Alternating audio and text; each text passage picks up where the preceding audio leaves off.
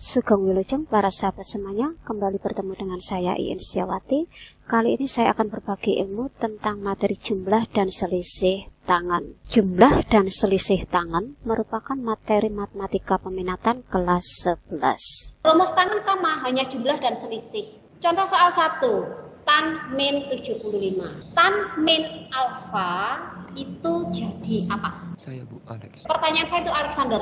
Tan min alfa berdasarkan rumus sudut negatif itu jadi apa? Min tan alfa. Sin min alfa, Negatif sin alfa. cos min alfa itu akan berubah menjadi apa? Cos alfa. Bagus, itu rumus sudut negatif. Pertanyaan berikutnya untuk Alexander. Sudut istimewa itu berapa saja? 0, 30, 37, 45, 60, 90. Oke, sip. Saya untuk soal ini maunya tambah. Maka sudut istimewa berapa yang saya pakai? 30 dan 45. Saya tambahkan 45 dengan 30. Kita pakai rumus yang atas. Kita masukkan. Tan 45 berapa, Alexander? Tan 45 itu 1 Bu. Tan 30? Akar 3/3. Kita masukkan nilai-nilai itu. Kemudian, untuk yang satu itu, kita samakan penyebut menjadi berapa, Alex? 3/3. Oke, sip. Kita masukkan. Kalau depan itu membilang, kalau belakang itu penyebut. Pertanyaan saya itu, Alex. Tanda bagi jadi kali, itu yang dibalik pembilang atau penyebut. Saya kasih contoh, tengah dibagi 1/5. Tanda bagi ini akan menjadi kali, itu yang dibalik setengahnya atau 1/5-nya. 1/5-nya. Bagus, itu yang saya maksud. Maka yang bawah, itu kita balik. 3 dikurangi akar 3/3, kita balik menjadi 3/3 min akar 3, sehingga kita coret 3-nya. Maka diperoleh hasilnya adalah 3 plus akar 3 dibagi 3 dikurangi akar 3, kita rasionalkan penyebutnya, kita kalikan sekawan. Berdasarkan rumus SMP yang namanya kuadrat jumlah, jika A ditambah B kita kurung tutup kemudian dikuadratkan, itu rumusnya apa? A kuadrat ditambah 2AB ditambah B kuadrat. Itu yang betul. Untuk penyebut itu berarti A min B dikali A plus B, itu jadi apa? A kuadrat dikurangi B kuadrat. Ini rumus yang atas, ini rumus yang bawah. Sehingga untuk yang atas A-nya 3, B-nya akar 3. Tinggal kita masukkan. Yang bawah A-nya 3, B-nya akar 3, maka jadi 9 min 3. Kita sederhanakan, baik atas maupun bawah kita bagi 6, maka hasilnya adalah min 2 min akar 3. Bu, saya mau tanya. Monggo silakan. Saya masih tidak paham yang A plus B kuadrat. Oke, yang atas ini ya, berarti yang pembilang. Iya, nyari yang hasil terakhirnya. Yang ini ya. Oke. Di sini A-nya berapa? A-nya 3. 3 dikuadratkan berapa? 9. Kemudian 2AB. 2 dikali 3, 6.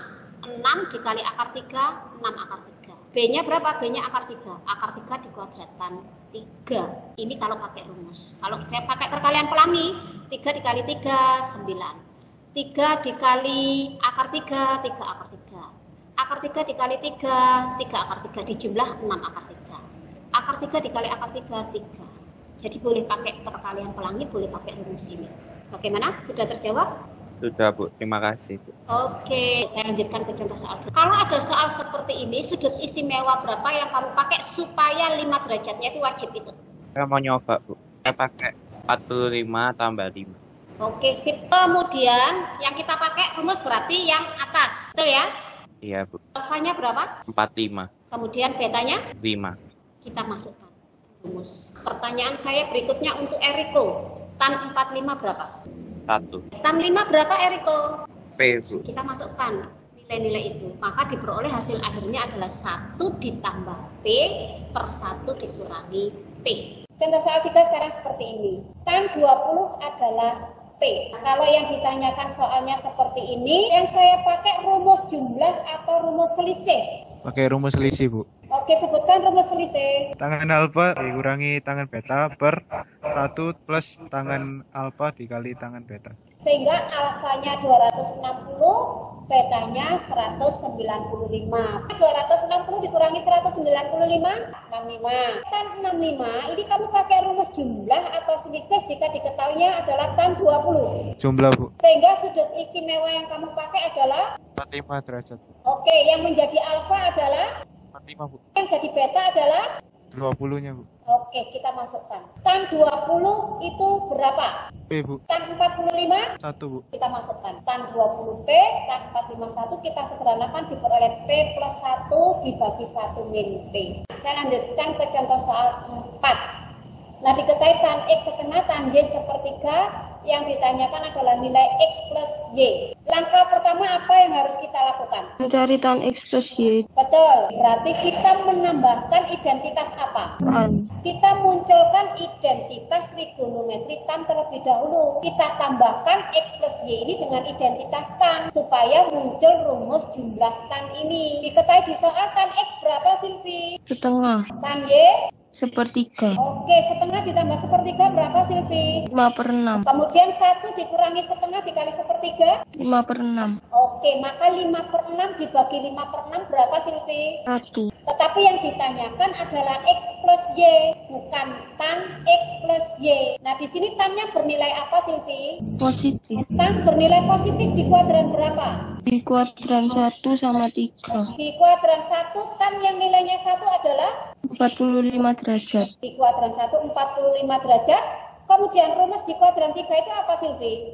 180 derajat plus alfa. Alfa di sini berapa? 45 derajat. Sehingga tan bernilai positif di kuadran 3 berapa, Silvi? 225 derajat. Jadi nilai X plus Y 45 derajat di kuadran 1 dan bernilai 225 derajat di kuadran 3.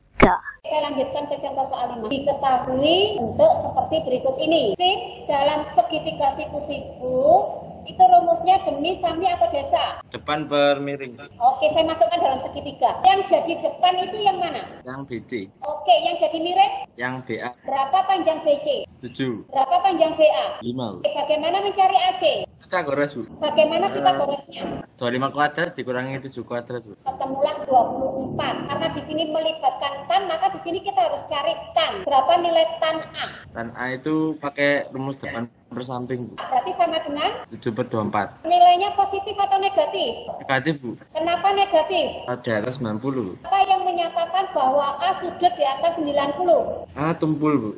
Karena ini segitiga berarti batas maksimalnya berapa? 180. Sehingga soal ini terletak di kuadran berapa? Kuadran 2, Bu. Di kuadran 2 tan bernilai negatif. Diketahui cos 15/17. Yang jadi samping itu yang mana? BC. Yang jadi miring? BA, Bu. Berapa panjang BC? BC 15. Berapa panjang BA? 17, Bu. Bagaimana mencari AC? 17 kuadrat dikurangi 15 kuadrat. Ketemulah hasilnya 8. Karena di sini melibatkan identitas tan, maka saya harus cari tan B. Berapa nilai tan B? Di depan per samping, Bu. Hanya 8/15. Nilainya positif atau negatif? Positif, Bu. Karena lancip. Oke, karena lancip. Kemudian yang ditanyakan adalah tan C. Jumlah sudut pada segitiga berapa? 180, Bu. Berarti A ditambah B ditambah C 180. Yang ditanyakan C. Berarti C sama dengan apa, Arya? 180 min A plus B, Bu. Karena ditanyakan tan, kita tambahkan identitas tan. Maka ini adalah soal yang terletak di kuadran 2, Bu. Karena terletak di kuadran 2, maka tan bernilai negatif. Sehingga tan 180 dikurangi A ditambah B akan menjadi min tan A ditambah B. Kita masukkan rumus jumlah tan seperti berikut ini. Tan A-nya adalah min 7/24. Kemudian tan B-nya adalah 8/15. Kita samakan penyebut. 24 dengan 15 kita kalikan, kemudian kita kalikan silang sehingga diperoleh bentuk seperti berikut ini. Kemudian tanda bagi di sini akan menjadi kali, sehingga yang belakang ini harus dibalik menjadi 360/416. 416 ini diperoleh dari 360 ditambah 56. Min dengan min menjadi plus, 360 di sini kita coret, maka diperoleh hasilnya adalah 87/416. Ini contoh soal yang terakhir. Jadi ada orang bernama Budi melihat menara. Sudutnya tadi 75 ya, sudut elevasi. Sudut elevasi itu berarti selalu dengan horizontal ini loh. Budi dengan menara jaraknya 150 meter. Tingginya Budi 120 cm. Maka solusinya saya akan mencari terlebih dahulu X ini. Pertanyaan saya, kalau saya ingin mencari panjang X, itu saya pakai aturan sin, cos, atau tan. Yang ditanyakan depan yang diketahui apa? Samping. Berarti ada depan, ada samping. Itu rumus sin, cos, atau tan? Tan. Maka yang kita pakai rumus tan. Rumus tan itu dalam perbandingan trigonometri itu apa? Tan itu depan per samping. Yang jadi depan apa? X. Yang jadi samping? 150. Kita masukkan. Depannya X, sampingnya 150, tan 75 sudah ada di contoh soal 1, akar 3 ditambah akar 2, kita kalikan pelangi, kemudian 150 dikali akar 3, 150 akar 3 ditambah 300, satuannya meter. Tinggi Budi berapa? 120 cm. Satuannya sama atau beda? Beda. Kita yang mau ubah yang mana? X-nya atau tinggi Budinya? Yang diubah yang Budi. Oke, Budi cm saya ubah jadi meter, maka berubah jadi berapa? 1,2 meter.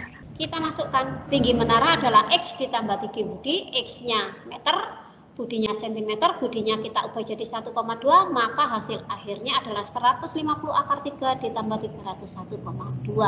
Adakah yang ditanyakan? Tidak ada, Bu.